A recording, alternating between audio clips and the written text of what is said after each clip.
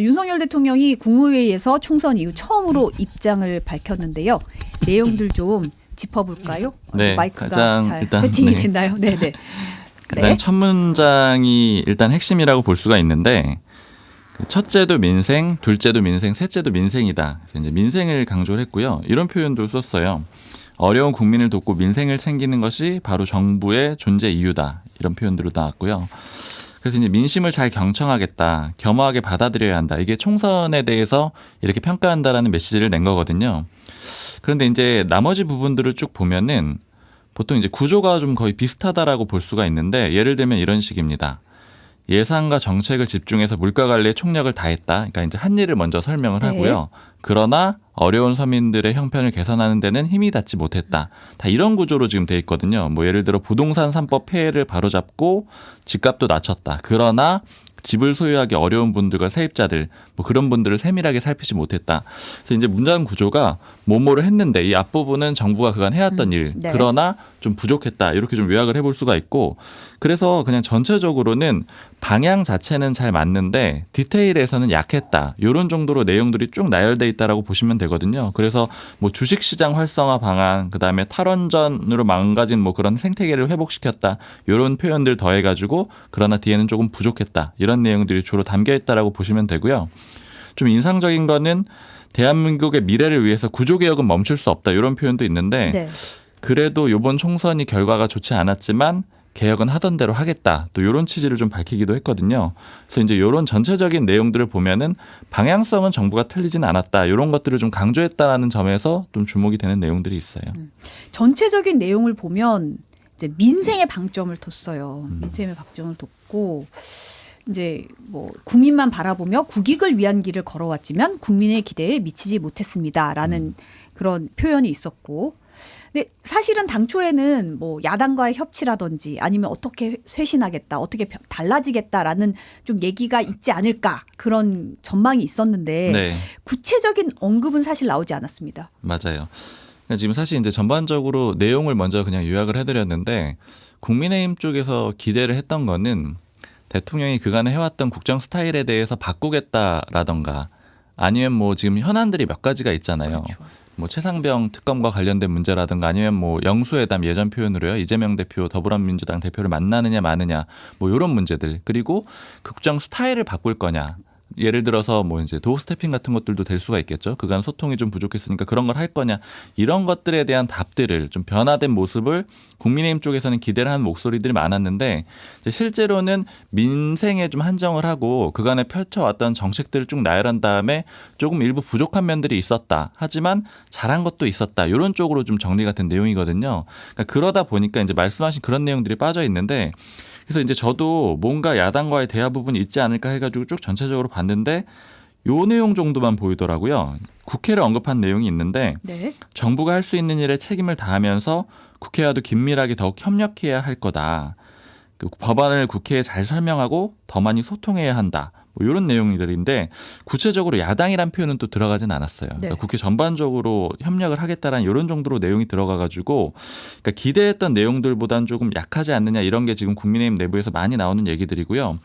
국민의힘 모 관계자가 이걸 보고 안타깝지만 아직 정신을 못 차린 것 같은 느낌을 줄 것 같다 국민들한테 이렇게 좀 아쉬워하더라고요. 그래서 어떤 부분이 제일 문제인 것 같냐 이렇게 물어봤더니 요 문장을 뽑았는데 결국 아무리 국정의 방향이 옳고 좋은 정책을 수없이 추진한다고 해도 실제로 국민이 변화를 느끼지 못한다면 정부의 역할을 다하지 못한 것입니다. 이 문장을 꼽으면서요 하는 네. 얘기가 뭐냐면 이 얘기는 나는 잘했는데 국민이 모른다라는 그런 국민 탓을 하는 표현이 아니냐.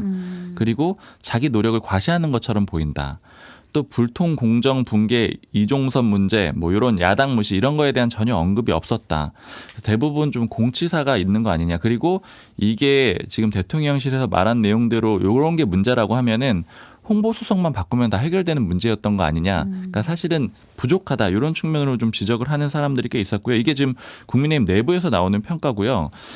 정말 또 어려워질 것 같다. 그리고 좀 대통령이 변하는 모습을 보여주지 못하는 것 같다. 이런 평가들도 좀 내부에서 이미 들리고 있습니다. 저는 그 문장도 좀 눈에 띄었는데 무분별한 현금 지원과 포퓰리즘은 나라의 미래를 망치는 거다.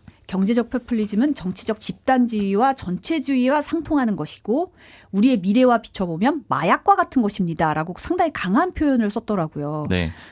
그래서 그러니까 이것도 사실 이제 저도 좀 주목이 됐었던 표현인데 이 얘기는 이런 점을 좀 강조한 걸로 보여요. 그러니까 사실 선거를 앞두고 국민의힘 내부에서 나왔던 고민들 중에 하나가 그 여당 프리미엄을 최대한 활용을 하려면 그 이제 대통령실은 원래 기조 자체가 어떤 뭐 지원금이라든가 이런 것들을 안 하는 기조를 좀 잡아왔었잖아요. 네. 그러니까 여당 쪽에서 나왔던 얘기들은 뭐냐면 국민의힘에서 설득을 해가지고 대통령실에서 혹은 정부에서 마지못해 수용하는 그런 그림으로라도 뭐 일부 지금 민생이 좀 쉽지가 않으니까 지원금 같은 걸 좀 푸는 게 어떻겠느냐 이렇게 하면은 총선에 조금이라도 도움이 될 거다 이런 얘기들이 있어서 그러니까 여권 내에서도 고민이 있었던 문제인 거예요. 그리고 이제 국민의힘이든 민주당이든 얘기를 들어보면은 지원금이 그 뭐 어떤 뭐 액수에 따라 다 다르긴 하지만 그 받기 전에는 이제 비판하는 사람도 있고 뭐 우호적인 사람도 있고 한데 받으면 어쨌든 표에 도움이 된다라는 게 일반적으로 좀 정치권의 판단이거든요. 일단 받아 보면 그래도 아 정부가 나를 위해서 뭔가를 하고 있다라는 걸 좀 직접적으로 느낄 수가 있다라는 거예요. 물론 네. 이제 이거 자체가 좋으냐 나쁘냐는 다시 따져봐야 되는 문제겠지만요. 근데 어쨌든 그래서 여권 내에도 이런 고민이 있었는데 이 내용을 보면 결과적으로는 용산에서 그런 요구를 수용하지 않았거나 혹은 이제 안 하기로 확실히 결정을 내렸던 거잖아요. 그리고 그것들을 좀 잘했다라고 좀 강조하는 그런 표현들로 좀 보여요. 그래서 이거는 이제 우회적으로 지금 당장 야당 비판이 나오진 않지만 야당 쪽에서 지금 이재명 대표가 지원금 얘기들을 사실 했잖아요. 네. 이걸 또 우회적으로 비판하는 걸로도 또 해석이 되는 겁니다. 그리고 사실은 이게 국무회의의 모두 발언이다 보니까 국무위원들한테 하는 발언의 형식을 띠고 있잖아요. 그러다 네. 보니 뭐 21대 국회가 종료되기 전까지 각 부처에서 추진하고 있는 법안이 통과될 수 있도록 마지막까지 최선을 다해달라라고 당부를 한다든지 뭐 맞아요. 기강이 흐트러지는 것은 없는지 늘 점검해달라. 이런 발언들이 좀 국민 눈높이에 맞춰서는 어떻게 보일까 좀 싶기는 하거든요. 사실 이제 이 정도까지는 어느 정도 좀 구체적으로 뭔가가 변화에 대해서 언급이 있지 않을까 기대가 있었던 것 같은데. 그러니까 지금 요거에 대해서 국민의힘의 또 뭐 관계자가 표현을 이렇게 하더라고요.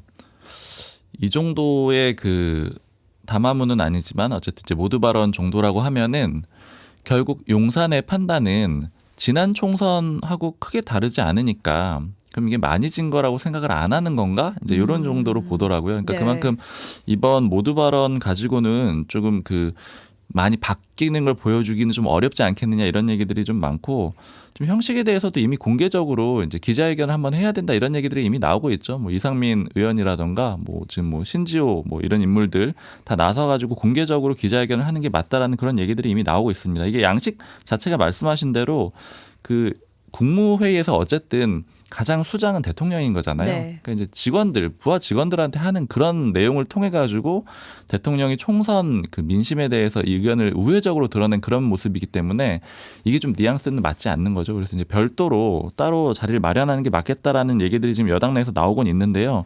일단은 지금 좀 늦었다 이런 얘기들도 많아요. 사실 이제 요번에 할 때 많이 좀 주목을 받고 했었는데 이번에 좀 항상 기대치가 있으면 그것보다 이제 감동이라는 얘기들을 많이 정치권에서 쓰는데 100을 국민들이 기대를 하면 150을 해준다거나 이런 것들이 항상 기대인데 뭐 관계자의 표현으로는 이게 오히려 뭐 50, 60밖에는 내놓지 않은 것 같다.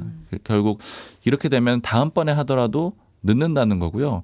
전에도 좀 비슷했어요. 그때 대국민 담화를 했을 때도 사실 기대치가 국민의힘에서 굉장히 높았는데 결과적으로 그때 50여 분간 대국민 담화를 하고 나서 그 의정 갈등에 대해서 뚜렷한 뭐 변화된 모습이 나오지 않았잖아요. 그러니까 여당 내에서 불만이 굉장히 많았고 사실 뭐 대통령 탈당 얘기까지 나오기도 했었잖아요.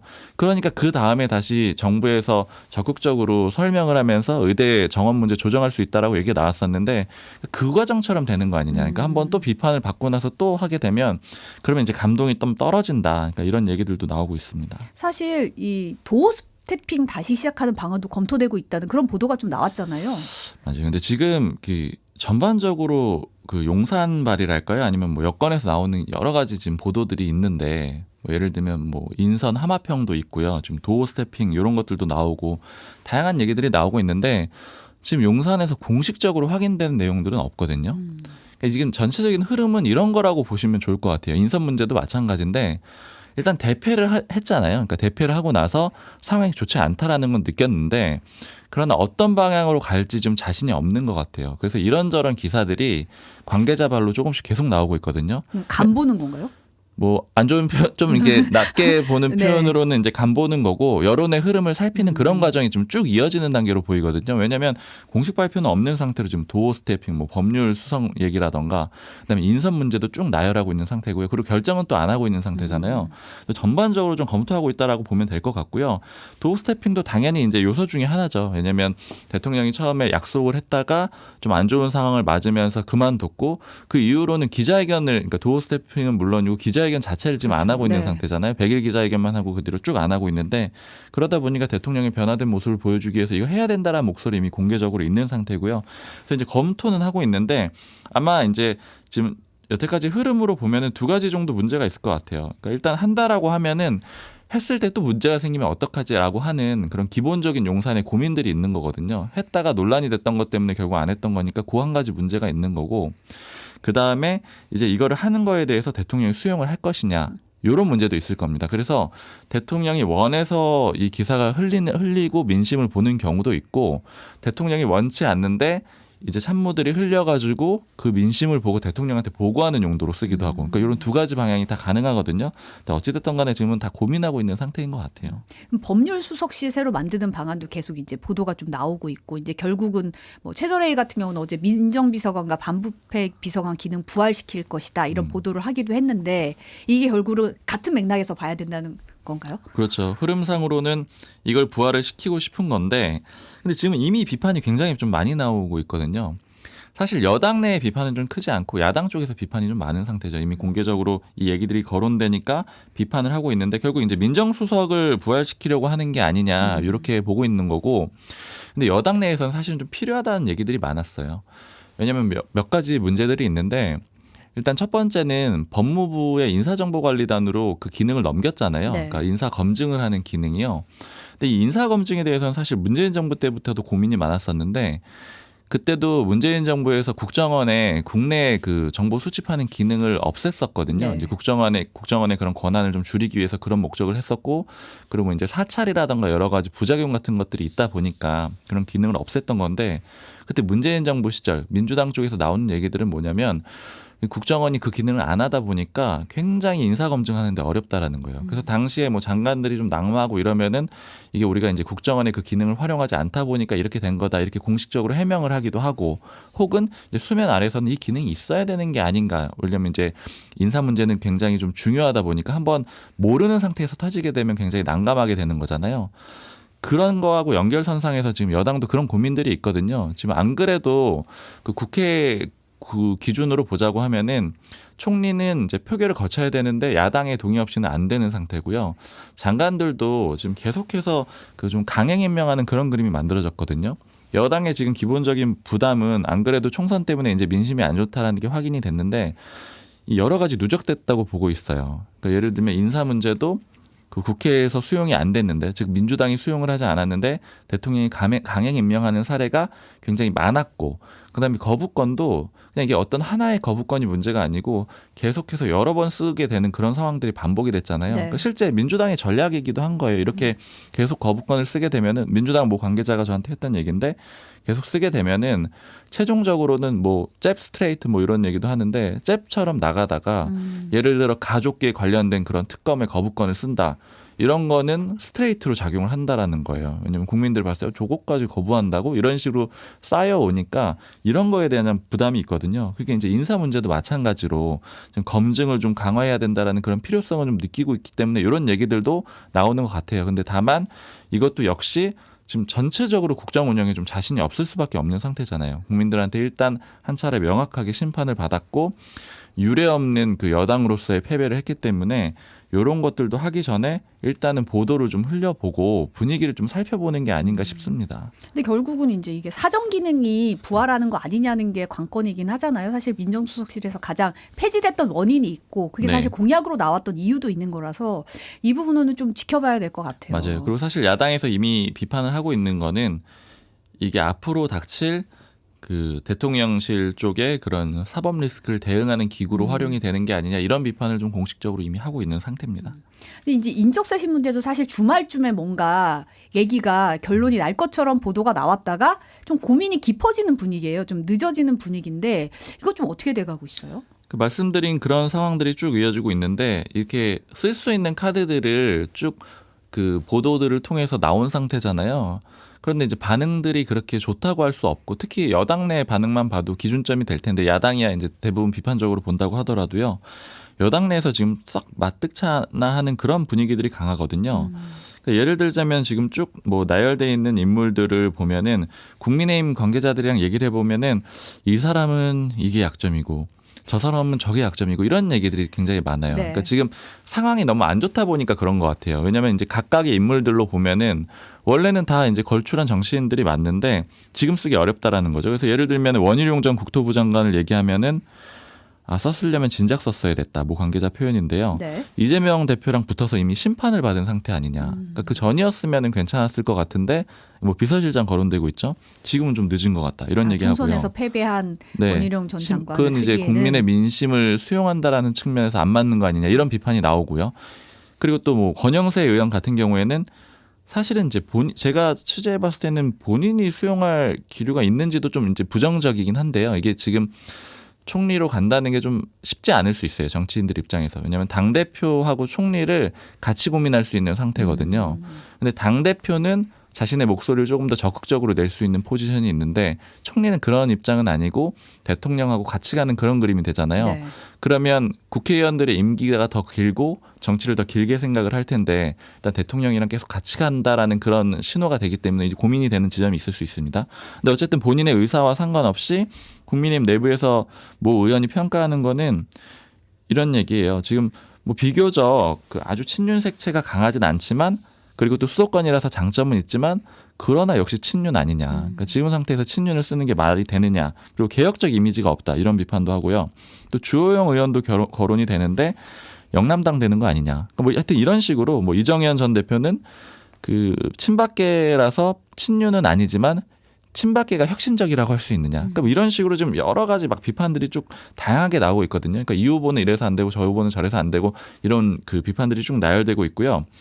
이렇게 이제 거론되는 후보들 말고 사실은 아까 이제 감동이란 표현을 말씀을 드렸는데 좀 예상을 깨려면 이제 비윤 쪽에서 해야 된다 이런 얘기들은 수면 아래에서 많거든요. 근데 그 보도들에 나오는 인물들은 아니죠. 하지만 뭐 거론은 되는 사람 예를 들어서 오세훈 서울시장, 홍준표 대구시장, 유승민 전 의원 이런 인물들은 저도 그냥 이제 사석에서는 많이들 얘기하거든요. 국민의힘 사람들이 이런 사람들이 나오면 만약 실제 한다라고 하면 그래도 국민들이 대통령이 좀 바뀌었구나 이렇게 생각을 할 가능성이 좀 높다 이렇게 평가를 하는 인물들인데 다만 그 보도들의 이 인물들은 포함은 안 돼 있어요. 왜냐하면 현실적인 가능성이 거의 없거든요. 물론 오세훈 시장이나 홍준표 시장이 수용할 가능성도 좀 낮고 유승민 전 의원도 마찬가지고 근데 그에 앞서서 뭐 대통령이 이제 선택을 할 가능성 자체가 없기 때문에 거론이 안 되고 있는 거거든요. 그러니까 결국 지금은 이제 인물난이라고 할 수도 있고 아니면 상황이 너무 안 좋기 때문에 어느 인물을 갖다 놓는다고 하더라도 쉽지 않은 상황 이런 것들이 좀 맞물려 있는 것 같습니다. 국민의힘 같은 경우에 오늘 오전에 이제 22대 총선 당선자 총회 열고 당 위기 수습 방안 논의한다고 하는데 이제 뭐 어떤 상황인가요? 지금 이제 좀 전에 끝난 것 같은데. 네, 결의문을 냈더라고요. 네. 근데 이제 결의문 내용을 먼저 좀 전해드리면은 그 자기 성찰을 해서 과감한 변화와 혁신을 추구하겠다. 그리고 근본적인 문제를 뭐 해결하겠다. 그다음에 민생 과제에 책임 있게 대응을 하겠다. 당정 소통 강화하겠다. 뭐 여야 협치 중요하게 여기겠다. 뭐 이런 내용들이 쭉 있는데 좀 원론적인 그런 결의문을 일단은 작성을 했고요. 네. 아직까지는 이제 그 갑론을박이 오간 것 같진 않아요. 조금 그 끝난 지 얼마 안 돼서 취재를 좀 더 해보긴 해야 되는데 막 그렇게 시끄럽게 싸우거나 내부적으로 치열하게 토론하고 논쟁할 만한 시간적 여유는 없었고요. 얘기를 좀 들어보니까 일단 인사도 해야 되고 그러니까 당선인들 이제 처음 온 사람들 많잖아요. 그렇죠. 네. 그러니까 인사하고 그런 과정들이 쭉 있고 결의문 작성하는데 어떻게 할 거냐 이런 의견 모으는 과정이었기 때문에 본격적인 토론이 시작되지는 않은 그런 상태이기 때문에요. 일단은 지금은 아직은 이제 관리형의 단계로 가고 있는 상태다. 그러니까 그냥 절차적으로 하는 일들을 하고 있는 상태라고 좀 보시면 될 것 같아요. 지금 보니까 당선자총회에서 실무형 비상대책위원회 꾸리기로 의견을 보았다. 뭐 이런 속보가 올라오고 있어요. 이제 네. 원래는 이제 어쨌든 어제 중진간담회에서 수습방안 논의할 때 나왔던 얘기가 비대위를 구성해서 당원 당규 규정에 따라서 비대위 구성해서 전당대회 통행해서 새로운 당대표 뽑겠다라는 건데 결과적으로 이제 언제 하냐, 그럼 이 전당대회 언제 할 거냐가 사실 관건이었잖아요. 네. 지금 실무형으로 규정되면 좀 6월 정도에 좀 빨리 전당대회 하는 거 아니냐 이런 얘기가 좀 나오고 있긴 하더라고요. 네, 일단 추정으로는 그 원이 그 시작이 되면 22대가 국회가 시작이 되면은 그로부터 이제 준비를 본격적으로 시작을 해서 뭐 한 달 반 정도 뭐 전당대회 준비를 하면 뭐 6월 달에도 가능하고 뭐 7월 달에도 가능할 것 같다. 이렇게 좀 예측들은 하고 있고요. 네. 이게 저도 좀 궁금했어요. 이게 왜냐면 지난번 총선 때 보면은 상황이 좀 비슷하죠. 물론 그때는 야당이었고 지금 여당이었기 때문에 지금 의석수가 비록 5석이 늘었지만 더 큰 패배라고 표현을 하거든요. 근데 그때 황교안 대표 시절이었는데 그때는 당선자 총회를 해가지고 미리 원내대표를 뽑았어요. 그러니까 다음 그 당선자들이 원내대표, 향후 원내대표를 뽑아가지고 그 원내대표가 이제 다음 의사결정을 했었거든요. 물론 뭐 수습이 될 수도 있고 그냥 이런 절차적인 문제도 그 다음 원내대표가 했는데 이번에 왜 그렇게 안 하냐 이렇게 좀 물어봤더니 이건 당원 당규상 어쩔 수 없다고 하더라고요. 그러니까 비대위가 구성이 안 돼 있어. 비대위 그러니까 지금 전에는 이제 비대위 체제가 아니었잖아요. 지난 네. 총선 때는. 그러니까 그냥 이제 바로 넘길 수가 있는데 당대표가 없어도 그냥 원내대표 혹은 이제 그냥 바로 당선자로 넘길 수가 있는데 지금 비대위 체제인데 그것마저도 좀 깨져 있는 상태거든요. 다 사퇴를 해가지고요. 비대위를 안 세울 수가 없다라는 거예요. 당원 당규상. 그래서 그건 일단은 그런 구조로 가고는 있는 건데 다만 이 수습을 하는 거를 역시 그냥 의견만 모으면 그 당선자들이 원내대표를 뽑아서 갈 수 있지 않느냐 이런 얘기도 사실은 있거든요. 근데 이제 다만 여기서 좀 의심을 하는 거는 윤재옥 원내대표한테 이 상황을 좀 맡기는 거는 아무래도 좀 영남권에서 힘을 쓰는 게 아니냐 이런 의혹도 좀 있긴 있어요. 왜냐면 영남권에서 조금 더 세력을 이어가고 싶어 하는 거 아니냐 이런 얘기들도 있고 그다음에 또 한 가지 좀 해석인데요. 요거는 현 그 지도부 중심으로 일단은 6월 내지는 7월까지 유지를 하는 이유 중에 한 가지가 이 특검을 좀 그 초기에 막아보려고 하는 거 아니냐 이런 얘기들도 있습니다. 이탈 방지를 위해서. 네, 왜냐하면 예를 들어 당선자 총회를 하면 완전히 새로운 인물이 원내대표가 될 수도 있잖아요. 그래서 뭐 좀 파격적인 인물, 개혁적인 인물이 나오게 된다라고 하면은 지금 최상병 특검에 대해서 공개적으로 그 찬성할 수 있다라는 입장을 낸 당선인이 현역 의원 2명하고 당선인 2명 해가지고 총 4명이거든요. 네. 그러면 이게 지금 이제 언론 인터뷰에서 질문이 나왔을 때 답변하는 과정에서 나온 거기 때문에 전수조사를 하면 숫자가 더 많을 수도 있는 거예요. 근데 22대 국회 구성을 보면은 제가 세어보니까 최상병 특검에 찬성하는 숫자가 192명이에요. 그러니까 범야권이 192고 네. 여기다가 4명이 공개적으로 여당에서 찬성을 한 거잖아요. 그럼 196이 되거든요. 그럼 이제 4명이 남은 거예요. 네. 그러니까 굉장히 그 가능성이 높아져 있는 상태거든요. 그렇기 때문에 그리고 또 지금 현재는 이제 15명만 더 찬성을 하면 21대 국회에서도 그러니까 방금 네. 말씀드린 건 22대고 21대 국회가 아직 5월 말까지 가거든요. 그렇죠. 그 안에서도 찬성하면 이제 가능할 수가 있어서 이제 그때까지는 일단 좀 막아보려고 하는 게 아니라 이런 해석도 있는 상태입니다.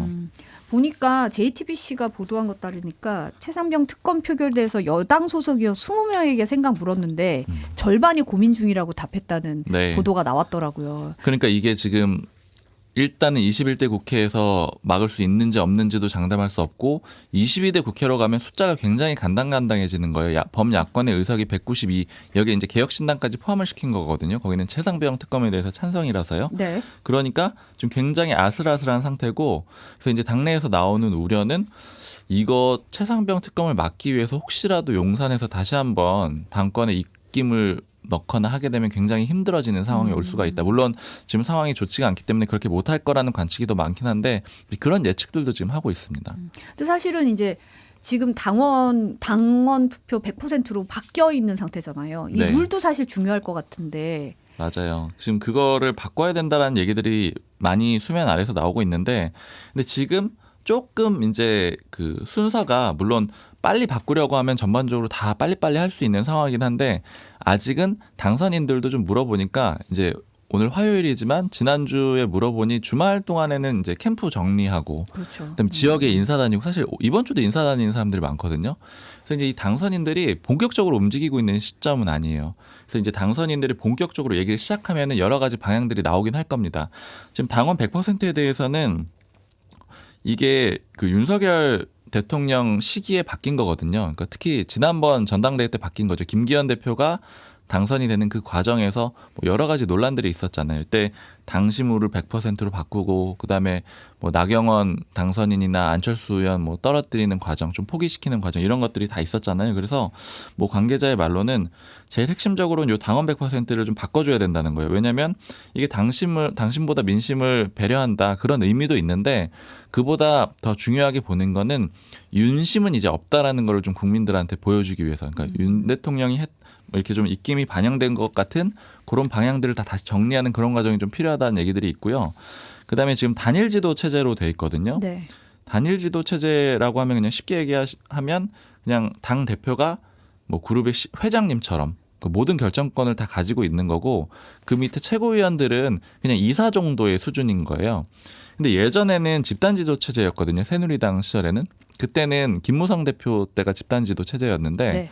그때는 김무성 대표의 정확한 직함은 대표 최고위원이에요. 그래서 대표 최고위원. 네, 최고위원 중에 한 명이고 최고위원들의 그냥 중에 이제 가장 대표다 이런 의미라서 의결권이 다 똑같거든요. 9명 중에 이제 5명이 찬성을 해줘야지 통과가 되고 권한이 더 많고 이런 상황은 아니었군요. 권한이 훨씬 완전히 배분돼 있는 거죠. 근데 지금은 8명의 최고위원 말고 당 대표가 그냥 결정할 수 있는 권한이 굉장히 커요.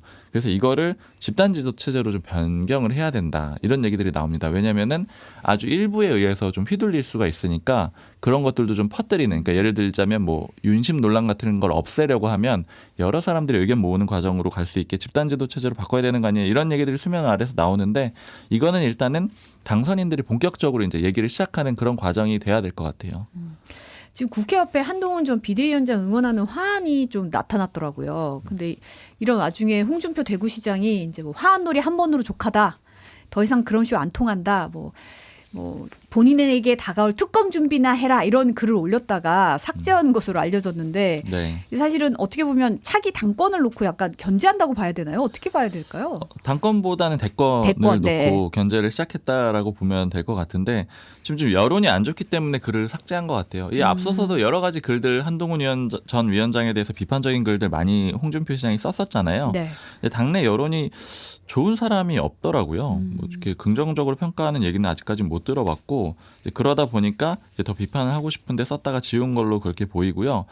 대권 주자 중에서 지금 이 홍준표 시장의 그런 행보를 보면은 당초에 윤석열 대통령이랑 경선을 한 다음에 대구시장으로 내려갈 때 이 중앙에 있으면은 윤 대통령이랑 그 경쟁 구도가 생기게 되기 때문에 그걸 좀 원치 않는 그런 그림이 있었고요. 그리고 특히 홍준표 시장 당시 캠프에서 얘기를 들었을 때는 대구에서 윤 대통령한테 졌거든요, 경선 때. 그러니까 그게 굉장히 좀 컸다고 생각을 하는 거예요. 그러니까 다른 쪽에서는 이기는데 대구에서 그러니까 본토라고 할 수 있는 보수에 거기서 민심을 잃었기 때문에 그게 안 됐다라는 그런 생각이 있었고 그래서 대구로 내려갔다라고 했는데 이번에 한동훈 전 위원장을 적극적으로 좀 비판하는 거는 물론 뭐 여러 가지 감정적인 게 있을 수도 있는데 그보다는 지금 이제 전통적인 지지층들 중에 대부분이 윤석열 대통령하고 한동훈 전 위원장을 좀 지지를 해줬던 거잖아요. 물론 이제 이번 총선이 지나고 나서 실망감도 많이 드러냈을 거지만 현재까지는 당심은 굉장히 한동훈 전 위원장 위주로 되어 있거든요. 그 외에 나머지 주자들은 좀 비윤으로 많이 분류가 돼 있고요. 그래서 그 주류 싸움을 좀 하는 게 아니냐 이런 해석이 당내에 있습니다. 그 대구 민심을 잡고 그다음에 주류를 가져오겠다라는 그런 의도가 좀 비치는 거죠. 민주당 같은 경우에 지금 22대 국회 원구성 앞두고 법제사법위원회 위원장 맡아야 된다는 목소리가 좀 나오고 있던데 네. 이게 좀 현실적으로 어떤가요? 굉장히 좀 힘든 상황이 또 올 수 있을 것 같아요. 국회가요. 왜냐하면 그 지난번 21대 때도 원구성이 한참 협상이 안 돼가지고 계속 비워둔 채로 그러니까 민주당이 계속 그 일부 다 상임위원을 위원장을 운영을 하고 국민의힘은 참여를 안 하고 이런 과정이 있었거든요. 그때도 쟁점이 이거였는데 그 관례로 1당이 국회의장을 가져가고 그다음에 2당이 법사위원장을 가져가고 혹은 1당이 보통은 여당이었기 때문에 국회의장을 가져가면은 야당이 제1야당한테 야당이, 법사위원장을 줘가지고 견제를 하도록 해주고 이게 관례였는데 지난번에는 그런 것들이 다 깨졌던 거거든요. 그리고 의석수가 좀 압도적이었기 때문에 네. 이런 것들이 다 깨졌는데 그러다 보니까 합의가 안 됐어요. 근데 지금 상태에서 만약에 이 국민의힘이 민주당이 법사위원장 가져가겠다라고 하면은 그거는 뭐 개혁적이든 그렇지 않든 간에 수용할 가능성이 제가 보기에는 없거든요. 국민의힘이 수용할 가능성이 없고 그러면 지난번하고 좀 마찬가지 상황이 반복될 수 있을 것 같아요. 근데 지금 민주당 입장에서는 법사위원장만 가지고 오면은 국회의장은 또 가지고 오는 것이니까 이 국회 운영을 좀 편하게 할 수 있는 그런 그림은 있거든요. 근데 다만 결정적으로는 이제 거부권으로 계속 막혀왔던 형국이었었기 때문에 그렇죠. 그렇기 때문에 왜냐하면 이제 180석이 넘으면 또 패스트 트랙이 있기 때문에 법사위를 또 뛰어넘을 수 있는 카드는 있거든요.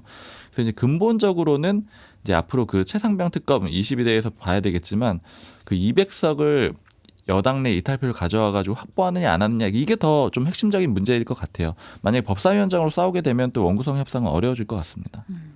네, 오늘 여기까지 듣겠습니다. 온유한 경향신문의 박순봉 기자였습니다. 오늘 감사합니다. 감사합니다.